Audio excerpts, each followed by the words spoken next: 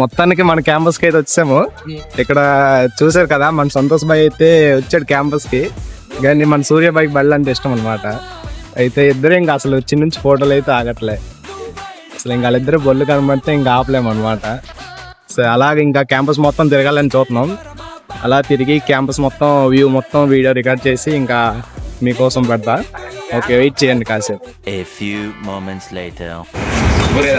ఇది సబ్వే అనమాట. ఈ సబ్వే నుంచి అలా వెళ్తే మనకు అక్కడ టెక్ పార్క్ ఎదురైంది. టెక్ పార్క్ దగ్గర మీకు వేసి తీసుకొస్తాం. ఇదే మన ఫస్ట్ వ్లాగ్ అనమాట. సంతోష్ భాయ్ అయితే సిగ్గుపడుతున్నాడు, ఫస్ట్ తిరగడానికి కూడా సిగ్గుపడుతున్నాడు.